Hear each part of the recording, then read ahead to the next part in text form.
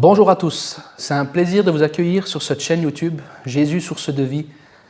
Et c'est un plaisir de pouvoir vous partager la parole de Dieu. Aujourd'hui, on va regarder un thème important. Le titre du message, c'est « Comprendre et combattre les trois processus du péché ».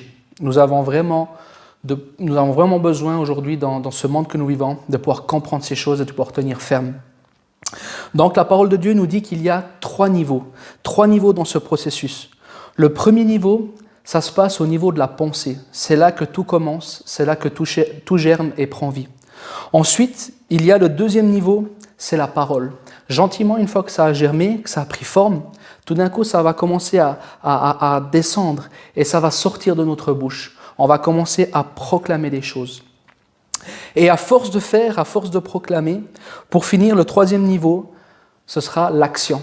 On va commencer tout d'un coup, sans s'en rendre compte, à pratiquer ce péché. Donc, nous allons voir ces trois choses ensemble. Nous allons voir aussi qu'il y a une différence entre désirer et succomber. Il y a une différence entre être tenté de quelque chose et succomber au péché. Et vous savez, Jésus lui-même aussi a été tenté par le diable dans le désert. Vous voyez, on le voit clairement dans la parole de Dieu. À un moment donné, quand Jésus sera dans le désert, le diable voudra tenter le Seigneur et il va lui montrer plein de choses. Et j'aimerais vous dire que Jésus est vraiment notre parfait exemple. Qu'est-ce que Jésus a fait? Il a répondu avec la parole. Et il a dit, il est écrit, il est écrit. Et nous-mêmes, nous pouvons faire la même chose.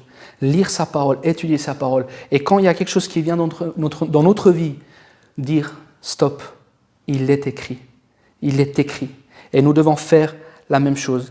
Et donc, nous allons voir des solutions à ces processus de péché dans notre vie, comment combattre ces choses. Avant d'aller plus loin, j'aimerais vous lire un verset qui est important. Nous vivons vraiment une époque très spéciale. Et j'aimerais vous lire un verset qui se trouve dans l'Apocalypse au chapitre 3 et au verset 10 à 11.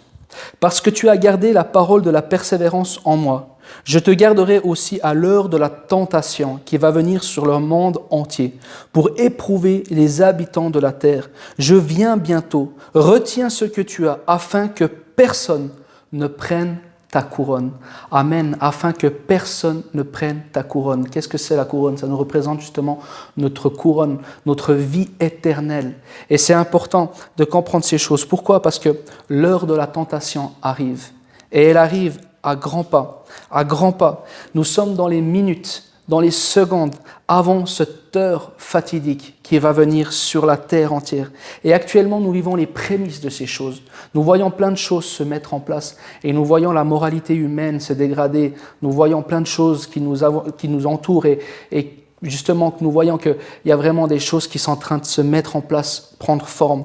Et la tentation vient de plus en plus grande dans notre vie. Et on le voit même, comme je vous ai dit, la moralité, le monde autour de nous, des fois, on se pose des questions, mais est-ce que le monde ne devient pas un peu fou quand nous voyons des choses? Eh bien, justement, nous sommes dans ces prémices. Et la tentation va venir toujours plus forte et toujours plus dure. Et de vivre notre vie chrétienne va aussi devenir toujours plus dure. C'est pour ça que nous devons être vraiment fondés, enracinés sur la parole et pour combattre ces choses qui vont venir. Être fondés et vivre fidèlement à la parole de Dieu. Amen. C'est pourquoi Jésus nous a laissé une prière, la prière de notre Père. Et il nous a appris à prier, comment prier. Et dans cette prière, il nous a dit de demander d'être délivrés de la tentation et du malin. Vous voyez, d'être délivré de ces choses, de ces tentations. Et c'est important. Dans Matthieu, au chapitre 26 et au verset 41, la parole de Dieu nous dit « Veillez, veillez et priez, afin que vous ne tombiez pas dans la tentation. L'esprit est bien disposé, mais la chair est faible. » Vous savez, c'est vrai, des fois, on est tout feu, tout flamme, on aimerait faire des choses, on serait disposé, on aimerait faire ça. Mais malheureusement, notre nature, notre chair, souvent est faible. C'est pour ça que nous devons veiller et prier.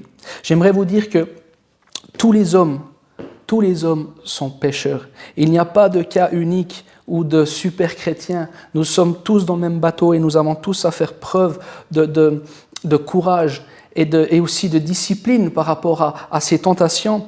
Et la parole de Dieu nous le rappelle qu'il n'y a pas un seul juste sur cette terre. Dans Romains au chapitre 5, au verset 12, la parole de Dieu nous dit « C'est pourquoi, comme par un seul homme le péché est entré dans le monde, et par le péché la mort, et qu'ainsi la mort s'est étendue sur tous les hommes, parce que tous ont péché. » Comme je vous ai dit, il n'y a pas un seul juste. Et nous devons tous combattre ce bon combat de la foi. Dans Romains au chapitre 3, versets 22-23, la parole de Dieu nous dit « Dieu rend les hommes justes à ses yeux, par la foi en Jésus-Christ, par la foi en Jésus-Christ.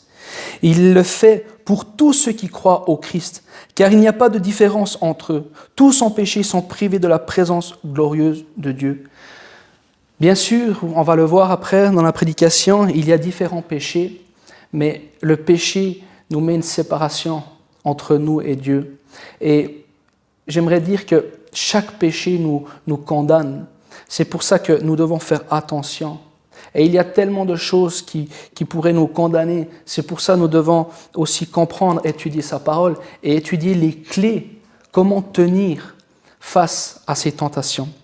Dans 1 Corinthiens au chapitre 6, du verset 9 à 11, vous pourrez lire chez vous, c'est vraiment intéressant.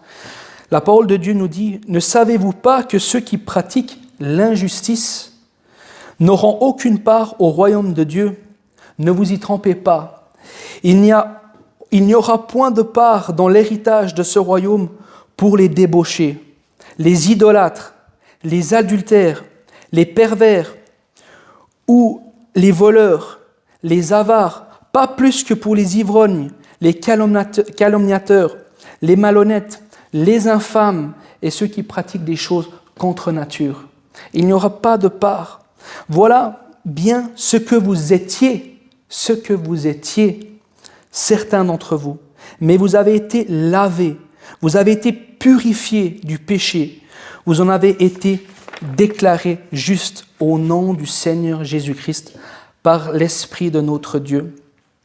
J'aimerais vous dire quelque chose qui est vraiment important. Là, nous voyons dans ce texte, et j'ai énuméré plusieurs péchés, et ce qui est merveilleux dans la parole, elle ne cache pas. La parole de Dieu ne cache pas les choses. Elle dit, voilà bien ce que vous étiez, pour parler au passé. Oui, c'est vrai, nous étions parmi nous plusieurs disciples, nous faisions partie de ces choses-là, peut-être ces péchés-là, mais c'était ce qu'on était avant. Mais la parole de Dieu nous déclare juste à travers le sang de Jésus-Christ. Donc, c'est vraiment une espérance pour nous. C'est vraiment une espérance. Et c'est vrai que ça peut paraître bizarre de cette liste que je vous ai énumérée, parce que c'est vrai, la liste met ensemble un malhonnête, un avare, un injuste, un calomniateur. Peut-être on pourrait se dire, oui, mais c'est pas grand-chose. Elle met en lien avec un ivrogne. Et tout d'un coup, dans la même liste, on voit un pervers, un infâme, des personnes qui pratiquent des choses sexuelles contre nature. C'est incroyable d'avoir ces choses-là dans la même liste, mais pourtant, c'est la parole et c'est la vérité. Comme je vous ai dit avant, vous savez, tous les péchés nous séparent de Dieu, tous. Et notre nature pécheresse nous condamne. Et le résultat final pour tous ces péchés sont la même destination. C'est la même destination, c'est l'enfer, une éternité en enfer.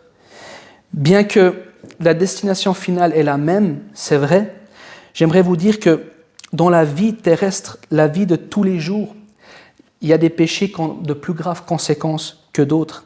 Et aussi par rapport à la parole de Dieu, c'est vrai, il y a des péchés qui sont quand même plus grands que d'autres. Mais la destination reste la même. Chaque péché nous éloigne de Dieu et nous condamne. C'est pour ça que nous devons faire attention. Mais c'est vrai qu'il y a des péchés avec de plus grandes conséquences, surtout terrestres, et je précise. Mentir, par exemple, et tuer n'a pas la même conséquence morale, n'a pas le même poids moral. Je ne veux pas défendre le mensonge, parce que la parole de Dieu nous montre que les menteurs n'hériteront pas le royaume des cieux, mais j'aimerais vous dire que c'est vrai, mentir, bien sûr, c'est grave, mais peut-être nous aurons, une On va se sentir coupable peut-être pendant 1 semaine, 2 semaines, 3 semaines, ça dépend pour qui, d'avoir dit un mensonge. C'est vrai, c'est mal et je ne défends pas ça. Nous ne devons pas mentir. Mais c'est vrai que ça n'aura pas la même conséquence que quelqu'un qui aura tué. Vous comprenez déjà les mêmes conséquences vis-à-vis de la loi et aussi moralement. Vous comprenez, si tout d'un coup, malheureusement, ce serait ce cas-là, toute notre vie, nous aurions le remords de conscience si on enlèverait une vie à quelqu'un, et surtout légalement, terrestre, ça n'a pas la même conséquence. Et il y a aussi d'autres péchés qui impliquent une plus grande sévérité. Ce sont les péchés d'ordre sexuel et ceux qui visent directement aussi l'idolâtrie, qui visent directement la personne de Dieu lui-même. Ces choses sont en abomination devant Dieu. Mais souvent, le péché, comme je vous ai dit aussi avant, va en accroissement. Il grandit et il va souvent de pair. Mais la bonne nouvelle pour vous aujourd'hui, c'est que nous pouvons les bloquer. Nous pouvons les bloquer à la racine. Nous pouvons bloquer ces péchés avant qu'ils prennent vie, avant qu'ils sortent de notre bouche et avant qu'ils se matérialisent. Nous pouvons les bloquer. Et c'est ce qu'on va voir après ensemble. On va voir ces solutions et ces clés pour combattre. J'aimerais vous montrer 2 versets pour vous montrer qu'il y a quand même des péchés qui sont plus graves que d'autres. Par exemple, dans 1 Samuel au chapitre 2 au verset 17, la parole de Dieu nous dit « Ces jeunes gens se rendaient coupables devant l'Éternel d'un très grand péché. » Pourquoi ? Parce qu'ils méprisaient les offrandes de l'Éternel.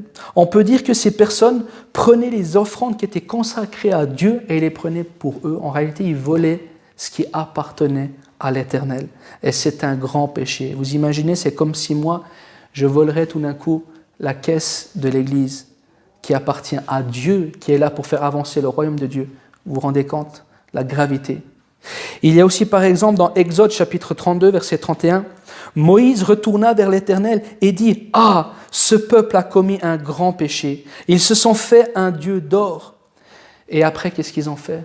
Ils ont fait de l'idolâtrie. Et ça, c'est très grave aux yeux de l'Éternel. L'idolâtrie est un très grand péché. Vous savez, l'idolâtrie, on pourrait le comparer à un adultère spirituel, un adultère envers Dieu. C'est se prosterner devant une chose en réalité qui n'est pas Dieu. Vous savez, Dieu est esprit. Et en réalité, souvent, c'est un péché qu'on minimise et qu'on met de côté. Mais l'idolâtrie est un très grave péché. En réalité, c'est tromper Dieu. Et il faut faire attention. Dans 1 Corinthiens, chapitre 6, verset 18, la parole de Dieu nous dit « Évitez à tout prix de faire n'importe quoi avec votre corps. Tous les autres péchés que les gens peuvent commettre sont à l'extérieur du corps. Les paroles, tout ça, c'est à l'extérieur du corps. Mais si quelqu'un fait n'importe quoi avec son corps, il fait quelque chose de mal contre son corps.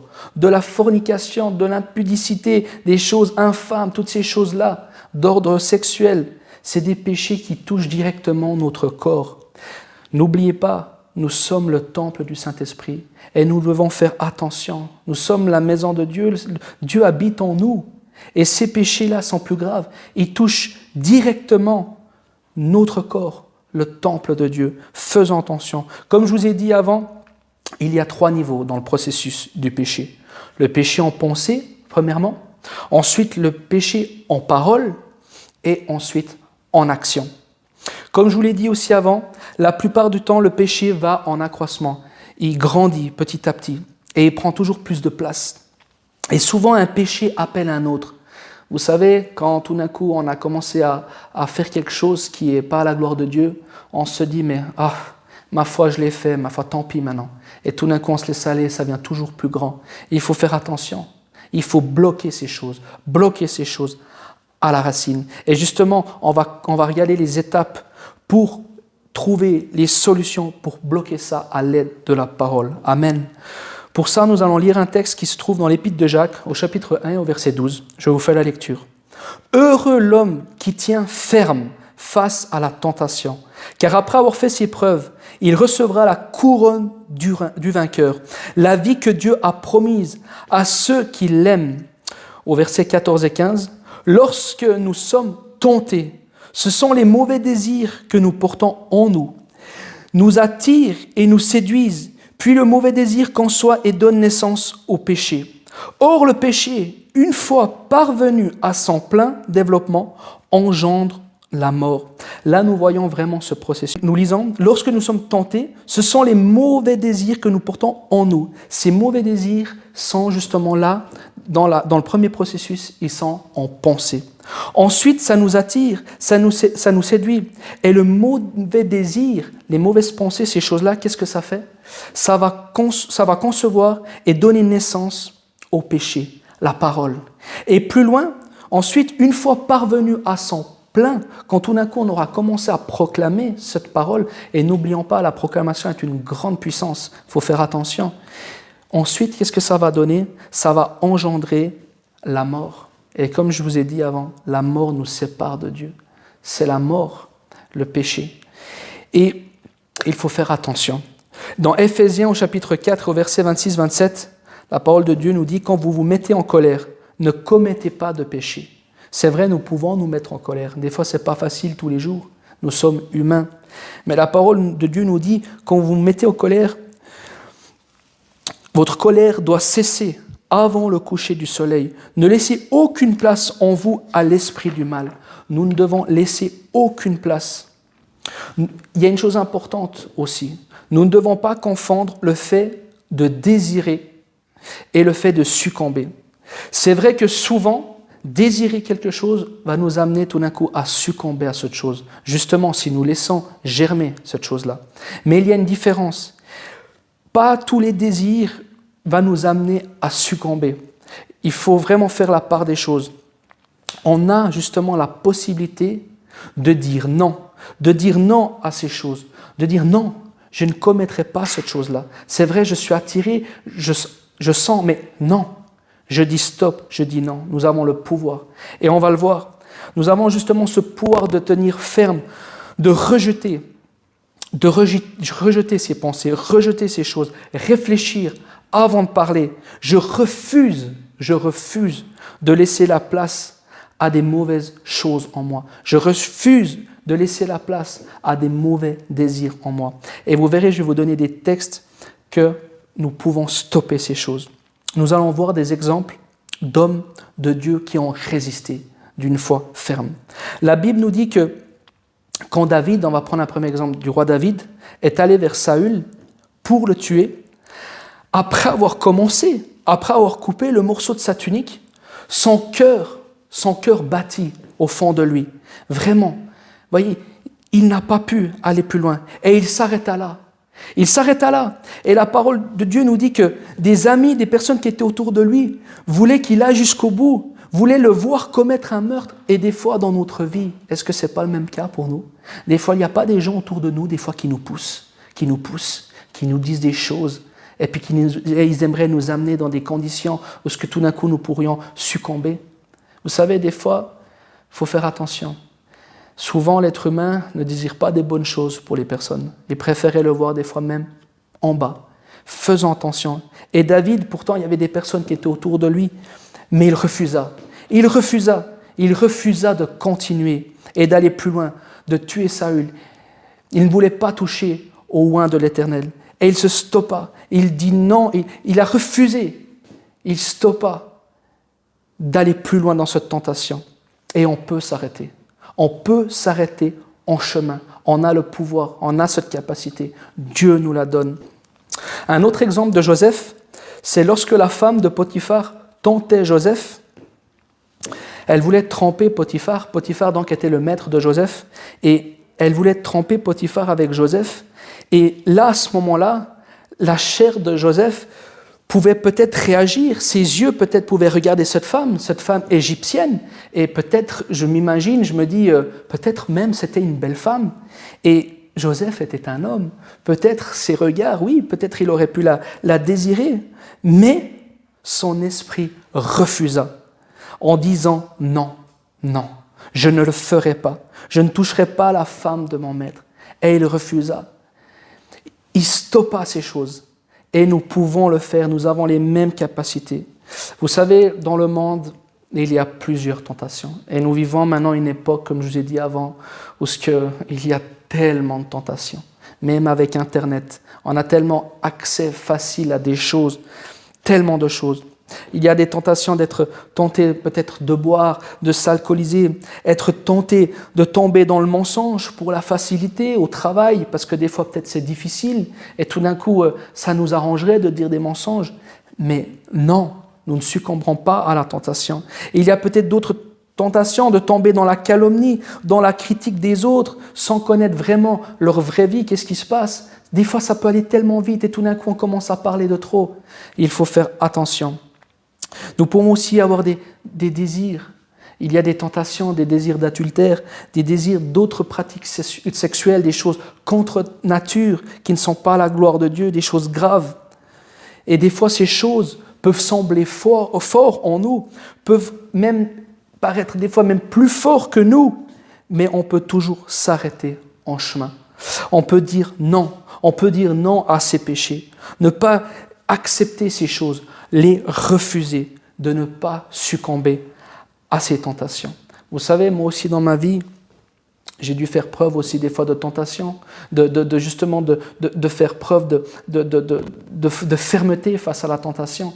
Et vous savez, des fois, si on se laisserait emporter, quand tout d'un coup on reçoit une attaque, quand tout d'un coup on reçoit une calomnie, de répondre par soi-même, de dire oui, je vais faire ma propre justice. Combien de fois j'ai été tenté aussi par ces choses-là, de dire je vais faire ma propre justice. Mais non, la justice appartient à Dieu, c'est pas à nous, c'est à lui, laissons-le faire et ne tombons pas dans ces choses-là, ne tombons pas. Pour conclure, j'aimerais vous donner maintenant les clés, comment faire face à ça. Qu'est-ce que je dois faire pour combattre toutes ces tentations, toutes ces choses? Seigneur, qu'est-ce que je dois faire? Aide-moi, c'est pas facile cette vie chrétienne. Comment est-ce que je dois faire? Eh bien, la parole de Dieu nous dit dans l'évangile de Marc, au chapitre 14 et au verset 38, veillez et priez pour ne pas céder à la tentation. Comme je vous ai dit, l'esprit de l'homme est plein de bonne volonté, mais la nature humaine est bien faible. Dans Luc, chapitre 22, verset 40, Jésus nous dit, priez pour pouvoir résister quand l'esprit du mal vous tentera. Donc nous pouvons voir le premier point, veiller et prier. Passer du temps dans la présence de Dieu, c'est-à-dire avoir une communion avec lui. Vraiment, nous devons passer du temps dans la prière. Nous devons avoir une communion avec le Seigneur pour pouvoir aussi nous édifier. La prière édifie pour devenir plus fort. Le deuxième point, c'est aussi s'éloigner de toute chose qui pourrait nous tenter. C'est le principe, en réalité, d'un exemple. On voit un passage dans la parole de Dieu. Si ton œil, en réalité, pourrait te faire tomber, arrache-le et jette-le. Mieux vaut perdre un œil que de brûler tout entier. Mais c'est le même principe, on pourrait dire. S'il y a une chose que nous savons en nous qui n'est pas bonne, nous devons l'enlever, s'éloigner de cette chose. Ça peut être parfois aussi même des personnes que nous côtoyons. Comme je vous ai dit avant, il y a des personnes des fois qui ne sont pas bonnes pour nous. Et c'est triste, mais nous devons faire aussi attention afin que personne ne nous prenne notre couronne. Donc, les choses que nous sentons qui pouvaient être un danger pour nous, nous devons nous en éloigner. Nous devons faire attention.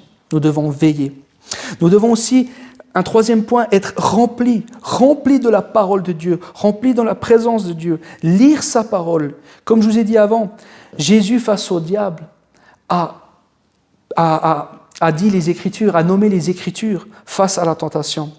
Et nous aussi, la même chose, il nous faut lire la Bible.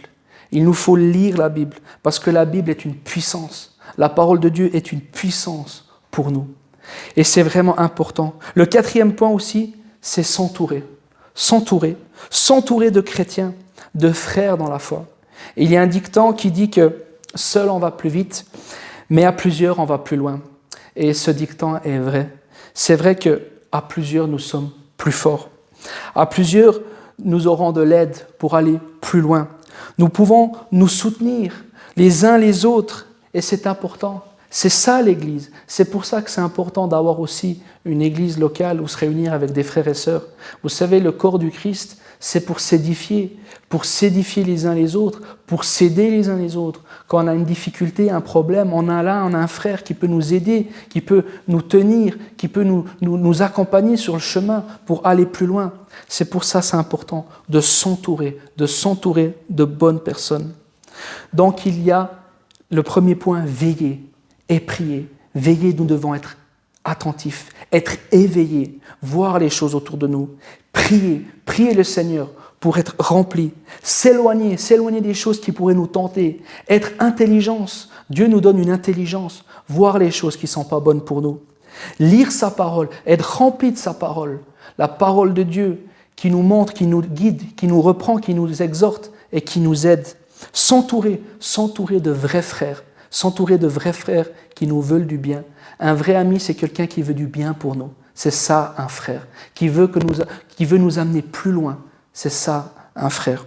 Et une fois que nous aurons fait toutes ces choses, la parole de Dieu nous rappelle dans l'épître de Jacques, au chapitre 4, verset 7, « Soumettez-vous donc à Dieu, résistez au diable, et il fuira loin de vous. » Amen. Et il y a une chose importante dans ce verset que j'aimerais préciser. Soumettez-vous donc à Dieu. Nous devons se soumettre à Dieu. J'aimerais vous dire que beaucoup de personnes veulent le Seigneur Jésus-Christ dans leur vie, bien sûr comme un sauveur, c'est vrai, mais n'oublions pas qu'il est aussi notre Seigneur. Il est le roi des rois, il doit être le maître de notre vie. Il est le divin berger. C'est lui le berger, c'est lui qui nous conduit. Nous sommes ses brebis et nous devons nous laisser conduire par le divin berger. C'est pourquoi soumettons-nous à la parole de Dieu et à ce qu'il nous dit dans sa parole. Et là, à ce moment-là, le diable fuira loin de nous. Amen. Que le Seigneur vous bénisse. Merci d'avoir écouté ce message. Et vous pouvez vous abonner à cette chaîne et aussi partager autour de vous. Soyez bénis et à bientôt.